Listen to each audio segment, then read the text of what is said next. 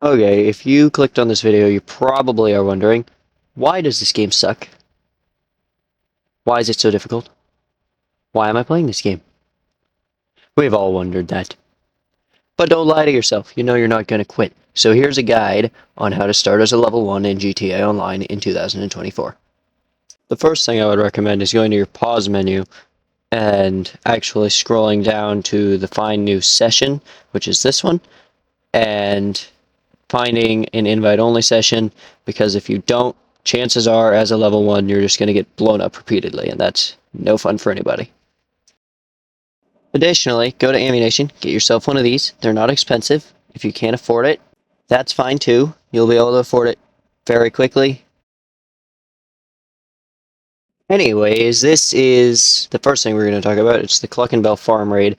You can do it as a level 1. You go to the police station and you talk to Vincent, who is one of the security guards for the Diamond Casino, or at least he was. You talk to him, you go through an unbearably long, unskippable cutscene. Everybody definitely loves those.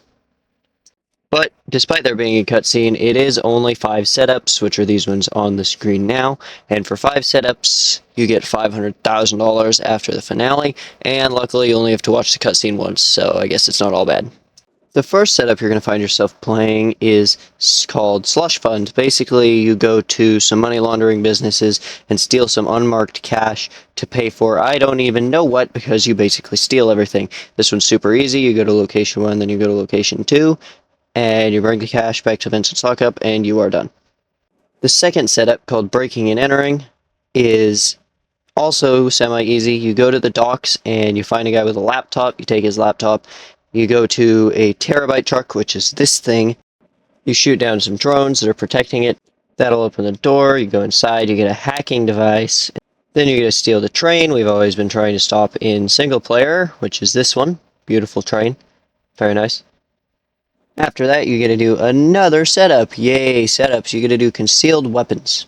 Concealed weapons, basically, I usually just go to location A. There's 3 cars. Then there's some gang members. You take them out. You search the trunks of the cars for some gear. And then there's a crate up by one of the houses you take, which have weapons in it. And they have suppressors on them, which will let you do it silent and sneaky if you wipe the security footage in one of the next setups. The next one's hit and run. You steal a car. I usually go to location B.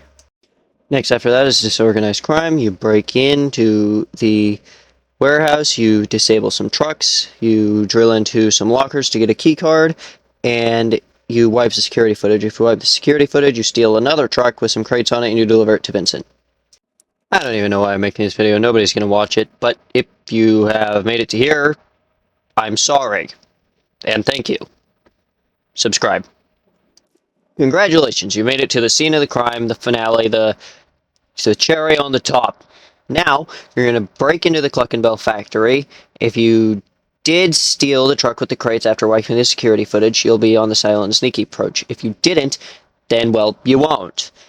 Either way, you come in on a train, you go into the main room, and you shoot some guys. After you shoot some guys, either silently or not so silently, you go to the beautiful white flower that's definitely legal powder rooms. Yeah, and then you steal that, and then you go to the office and you take some cash out of a safe. After you get the cash out of the safe, it'll trigger an alarm, but if you haven't been caught, then it's still super easy to get out. You run outside, you avoid the cones of vision, the police have no idea where you are.